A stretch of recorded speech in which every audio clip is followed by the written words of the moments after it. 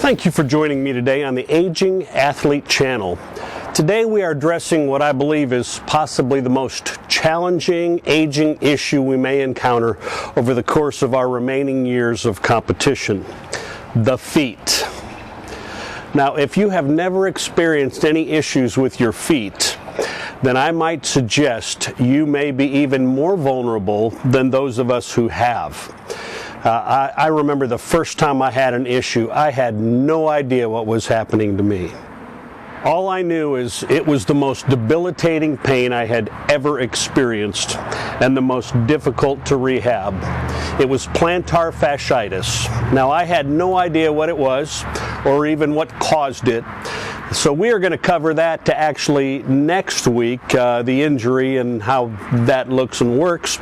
So today we're going to start with the importance of taking care of the feet and some tools and resources available so we can do our best to avoid an injury.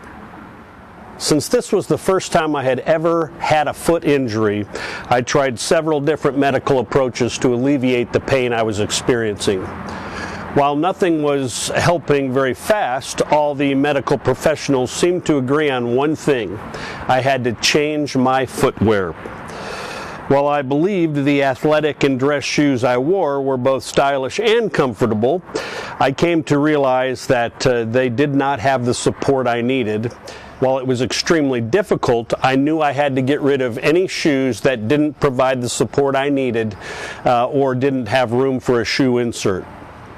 By the time I was done, I had gotten rid of almost all of my shoes, somewhere in the neighborhood of $1,000. Now, it was a double whammy because the shoes that I needed to purchase to replace those shoes were 2 to 3 times the cost per pair of my other shoes.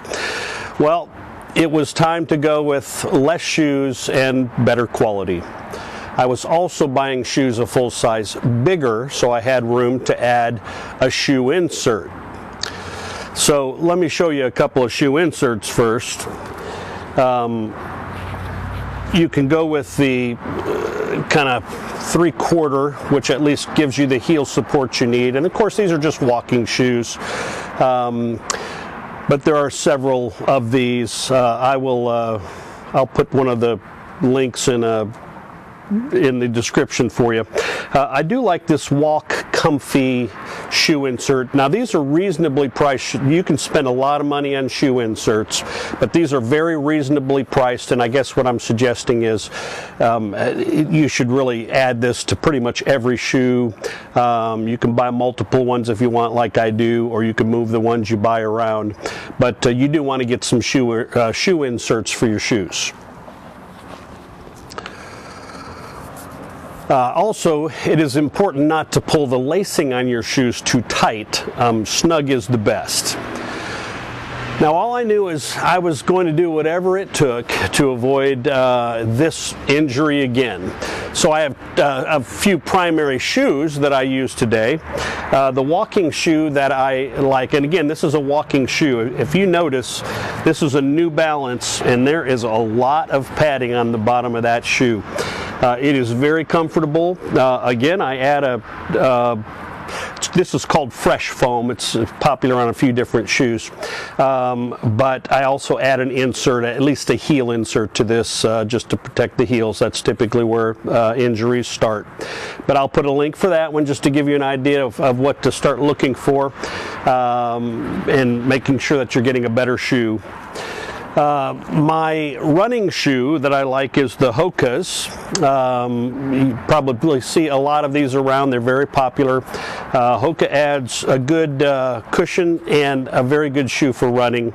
I will add this one in the description as well. And then if you're one of my track friends, Hoka even has a track spike, and I have tried several different spikes, but honestly, this Hoka spike for me is the best one. I will put that in my description as well. So let's get into some foot care. We have a fascia band that is on the bottom of our feet. This can be best described as kind of a thick, tight rubber band. This band connects at the toes and it stretches to the upper back of the heel. It then connects to the Achilles tendon, which then connects to the calf muscle. So all of those run in a band that varies in its tightness depending on the physiology that's going on. Sometimes we have a tight calf and that tightens that band. The band itself is made of mostly collagen, and as we age, this band is starting to lose elasticity. It gets a little bit tighter. We in turn are starting to get a little bit flat-footed. You've probably know that, you've heard that said before, and that's part of the reason why, is that fascia is starting to lose its tightness, and then it becomes very vulnerable to bruising. Now, this may not be an issue if you're just using your feet to walk, but when you are asking them to carry your body in an explosive fashion, then you can see where the problem becomes. Most of the foot care maintenance can be done at home with a few tools. You can do it while watching TV. And so let's shift positions here a little bit. The first of these things that I would recommend are very inexpensive. It's a lacrosse ball. So let me get in position and I'll show you. All right, so this is a lacrosse ball. This is a hard rubber ball. They're very inexpensive. Again, I'm going to put the link for this for an Amazon link, but here's what you want to do. On the bottom of your feet, you have lots of pressure points. And you're going to find when you start doing this, you find tender spots. The goal is to find those tender spots. There's a couple of different things you can do. You can just hold the spot if you want. Put it on the spot and then just let gravity put a little bit of weight on it and just let it hold that. And then you can slowly start to circle around that spot. And listen, don't feel like you have to attack it all in one shot, but I recommend this to do it at least maybe once a week, twice a week, maybe a couple of days before you're going to compete. It does sometimes cause your foot to be tender. Sometimes it's good to ice it after you do it because you're going to push it on that spot. Sometimes you create a little bit of irritation, and that's okay. You need to do that, but you might need to ice it occasionally. But here, put it on your foot, and let's do it right now. You can do it standing to start with if you'd like.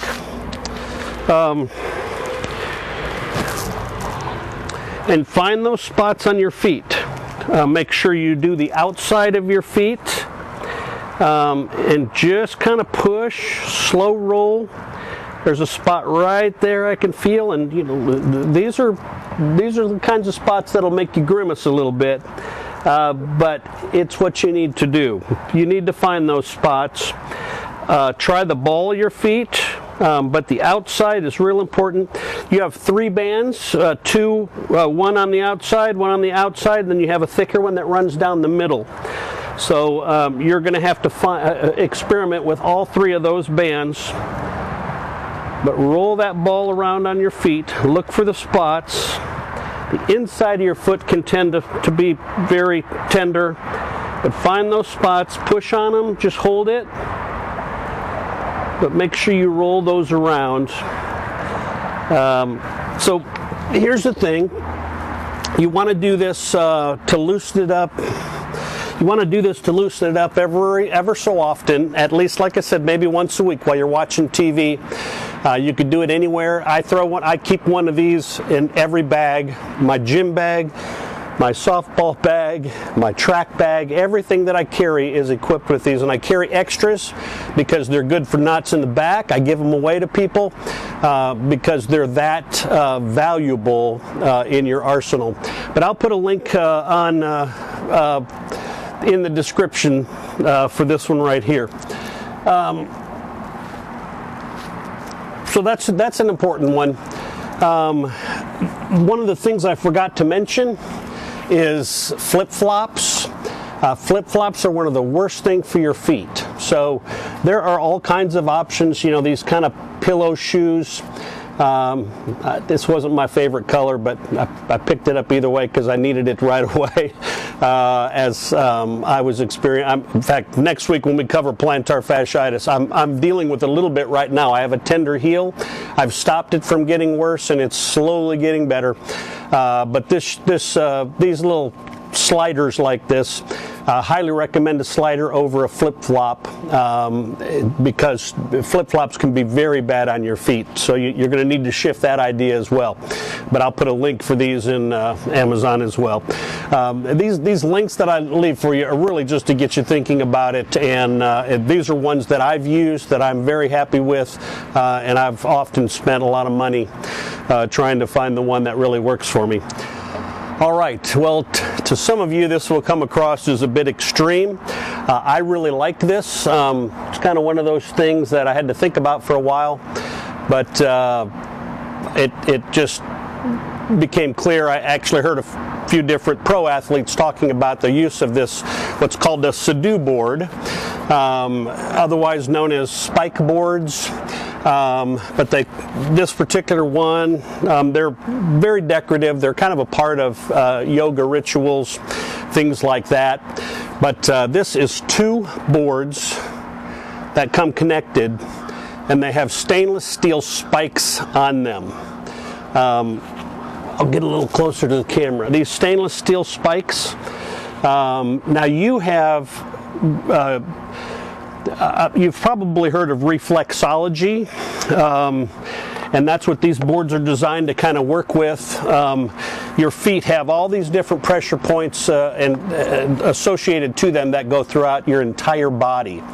So this particular board, I'm going to do this a little bit different. I normally face the wall and do this, but I'm going to use a pole so that you can kind of get a better idea of what it looks like.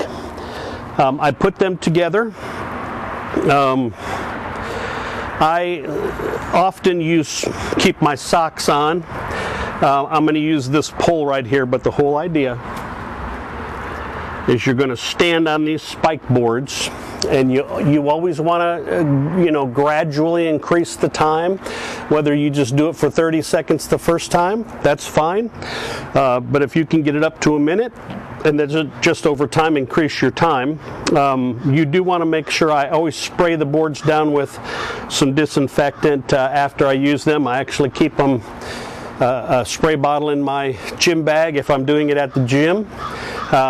This is not something I do on warm-ups or anything like this. I do this a couple of times a week during my workout routine, or like I said, you can do it watching TV. You can get yourself a pole like this. This will work fine. But here we go. I'm going to step on there. This just helps me not put all my weight on there.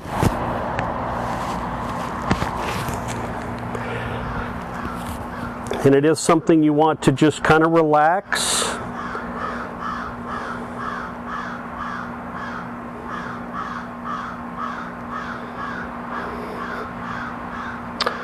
For the sake of time, I won't go a full minute, as you get the point. But it is not unusual if you get a little bit of a blood. That's okay. Nothing. There's generally nothing. There's so many spikes on this board that it will stop your weight from doing anything too drastic.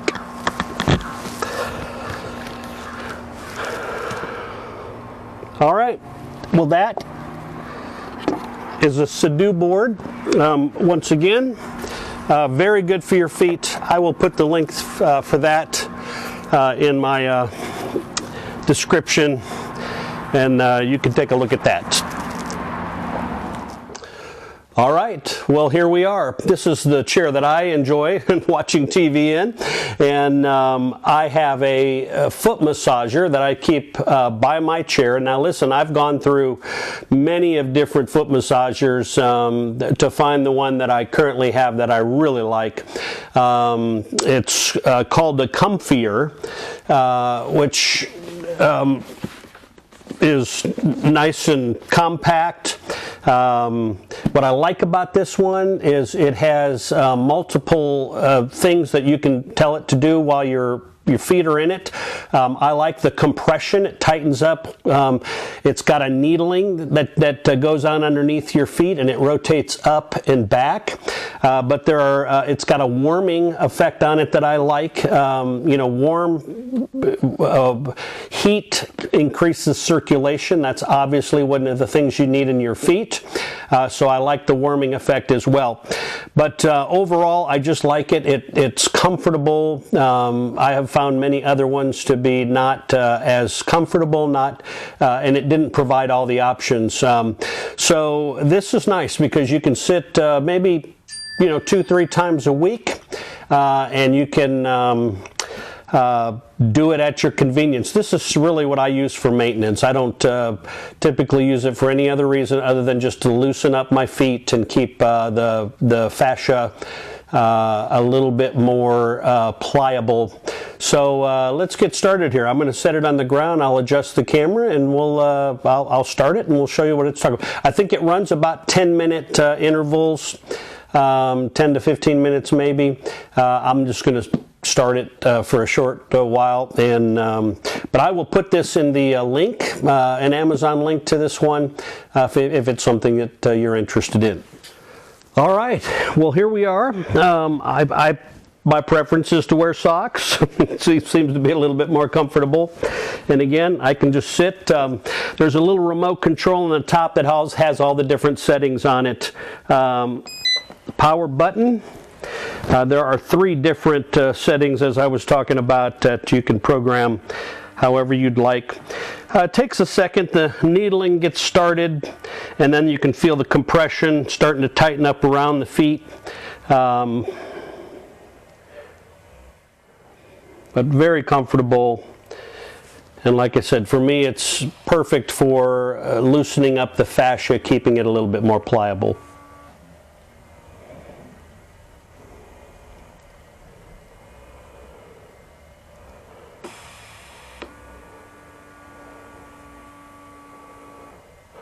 The needling starts out nice and soft, and then you can feel it start to get a little bit more intense. Not enough to hurt your feet, but it's also perfect if you've been on your feet all day.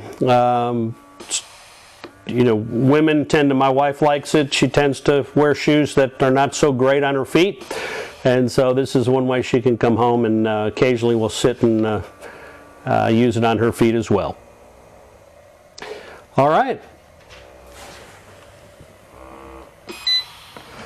Well, all right, next week we will go through how to rehab plantar fasciitis. I will share an Amazon link for this t-shirt if you're interested in. Make my foot great again. Thanks for joining me today. Just a reminder, don't forget to subscribe to the channel. Have a fantastic week, and God bless.